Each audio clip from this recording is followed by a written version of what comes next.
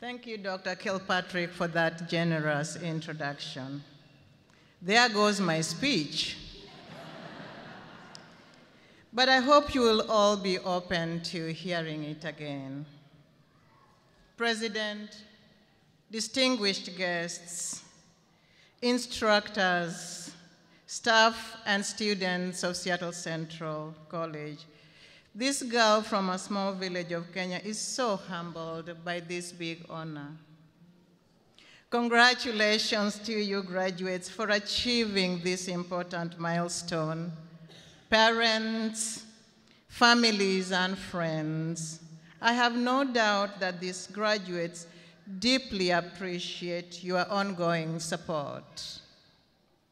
I'd like to acknowledge my supporters and friends who are in here today. My family, dear friends and daughter Audrey, who also graduated from Seattle Central and then graduated from Seattle University. Today, graduates, we are all here because of each and every one of you. You, the hope for a better tomorrow for someone else, and as well as for yourself. You realize I've already made the assumption that you'll make a difference to another person in the future. Perhaps you have overcome a few of many obstacles to get this far. My prayers for each of you is that you may be able to act on your passion. Do not be discouraged if you don't know what it is, but keep looking. As you explore, be extravagantly compassionate to those you'll meet along the way. Education has opened a door for you. Use your education to open doors for others. Of course, life can be difficult and complicated. Just as you may have already dealt with challenges to complete this stage of your education, in the future, your strength will be tested again and again by adversities. When this happens, do not stay too long in that gloomy place. Rise up, brush yourself off, learn from that experience, and start over again.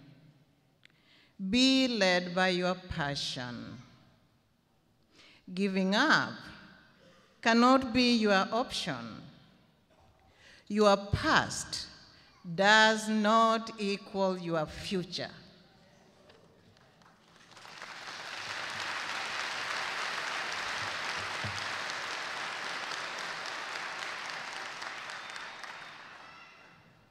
But I was invited here to share with you a little bit of my personal story. I hope you'll take from it something for your forward journey. I'm the firstborn of 10 children. I come from those families in sub-Saharan Africa you read about as being poor. Yet for me, my village of Rabwar, Kenya was the happiest place for a child to grow up. My father was a teacher and a strong believer in the power of education, and my mother, a homemaker. I went to a girls' boarding school from grade 4 up to the end of my high school. After graduating from Kianda College, Total Oil Company employed me in Nairobi. It's a French company. In 1996, I moved to the United States with my 7-year-old daughter to join my husband. Not after long, after our arrival here in the United States, my now ex-husband started to emotionally and physically abuse me. I did not want to raise my daughter in that kind of an atmosphere, so we escaped to a homeless shelter here in Seattle with only the clothes on our backs. I hadn't managed to bring my passport, my driver's license, or any other document of identification. Soon after settling my daughter in school, late fall of 1999, I found a library and started to look for a job. In early 2000, while still at the shelter, I was hired to work for the Bill and Melinda Gates Foundation. The following year, I was asked to help coordinate the first visit of President Jimmy Carter and Bill Gates Sr. on the foundation's first HIV/AIDS fact-finding mission to sub-Saharan Africa. At the end of that business trip, I went to visit my family in the village. I was so excited. This was going to be my first visit back to the village in 5 years since moving to the United States. When I arrived, I found a heartbroken family and a village changed by endless funerals of people who are dying from HIV/AIDS. Rabwar, my village, was now a village where my mother was carrying hot porridge around to feed young AIDS orphans, the only meal they would have for that day. Carrying those experiences in my heart back to Seattle, I knew I wanted to give a name and a voice to individuals in my village and others like them who are being dehumanized by simplified statistics. I understood that education would give me a seat at the table. By September 2002, I enrolled at Seattle Central. In 2003, I became a United States citizen, and in the same year, with the help of a dear friend, I registered a non-for-profit, named it after my village of Rabwar.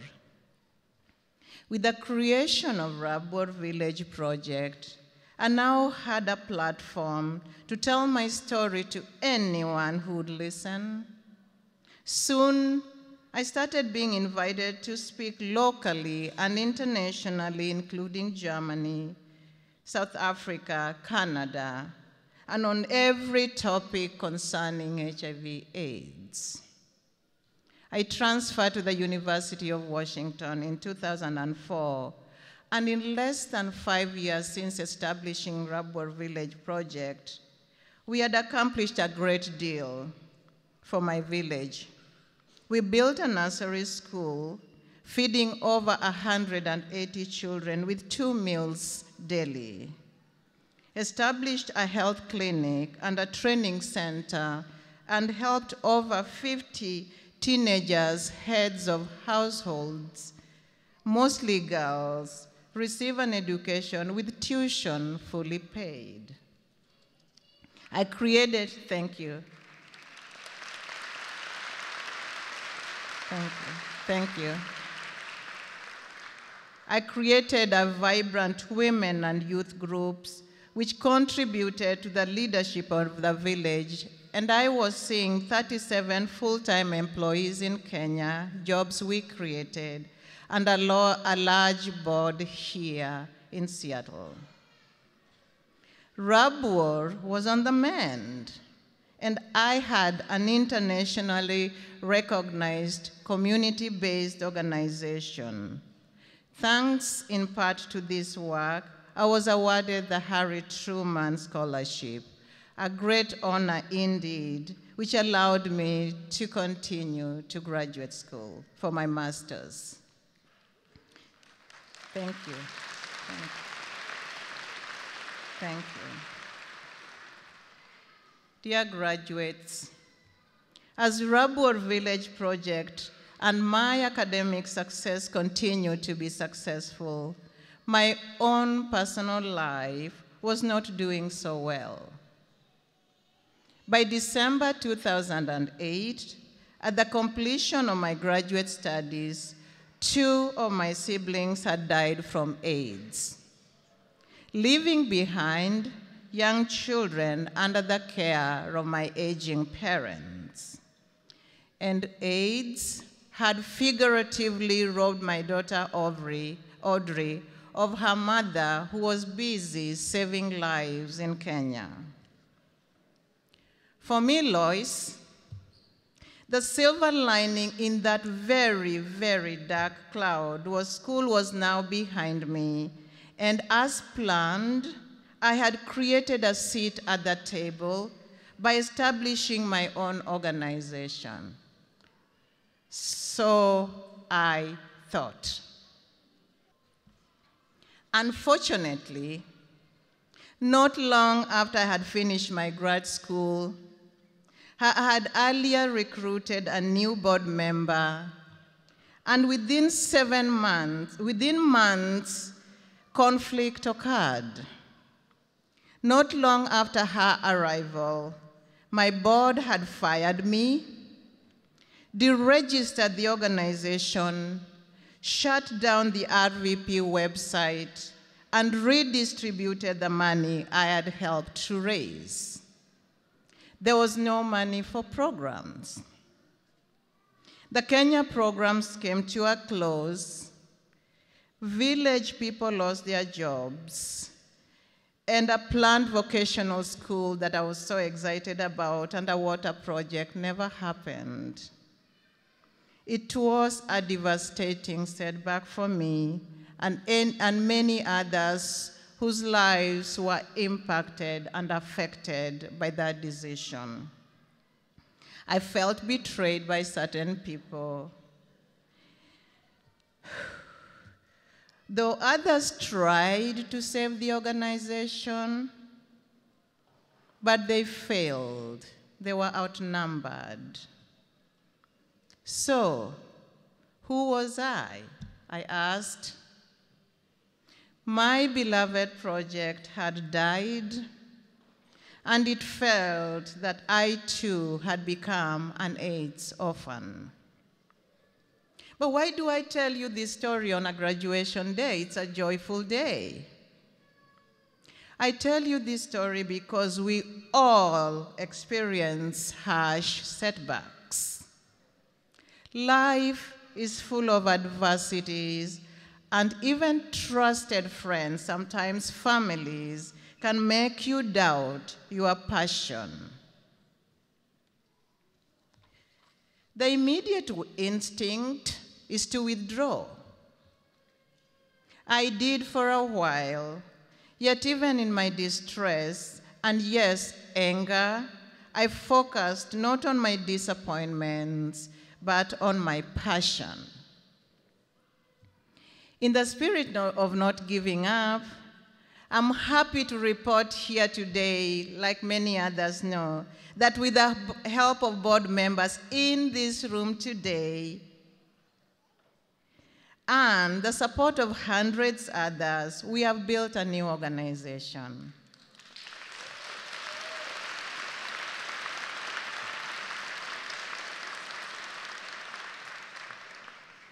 Mwanzo Proud Farmers was registered in late 2011. Mwanzo means new beginnings for me and for the people of my childhood village. In its short life, the organization has achieved a great deal. Mwanzo Nursery, formerly Rabwar Village Nursery School, was reopened in 2012. Currently, Mwanzo has created 12 jobs, feeds 120 children daily with 2 warm meals, and it trains and supports strong young women's group in sustainable, diversified subsistence farming and micro-enterprises.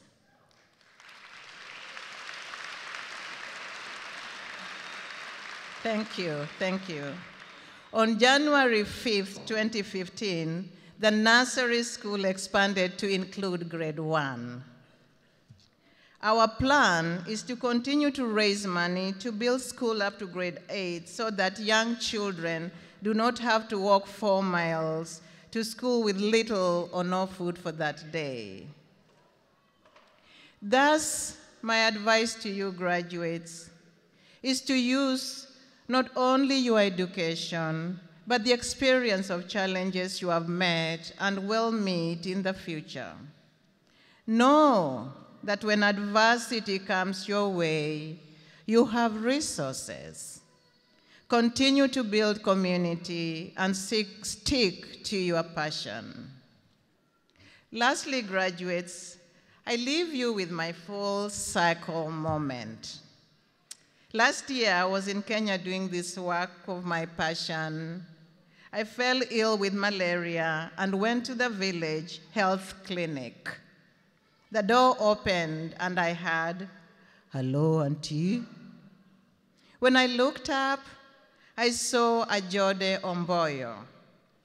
He was one of the 50 AIDS orphans whose education was sponsored by Rabur Village Project. That was before it was dissolved. Ajode had recently completed his medical training and had chosen to go to work at the local health clinic as his way of giving back. We held each other and cried tears of joy. Graduates, dream big and continue to build your own community and story. No one can do it alone. The seeds you sow, at least portion of them will take root. Giving up is not an option. Remain good-intentioned and use your passion and position to make a difference. Find your Ajode and help open the door for him or for her. By completing your education at Seattle Central, you all have already taken another step to making the world an even better place. Thank you, graduates 2015. The world needs you. I wish you each and every happiness.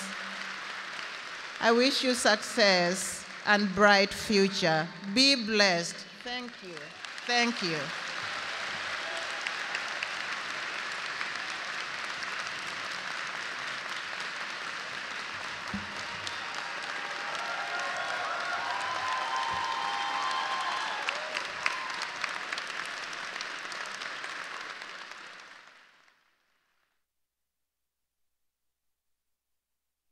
Loyce, thank you for an amazing speech and an amazing adventure of your life. Now, as president, it's my pleasure, along with the board chair, to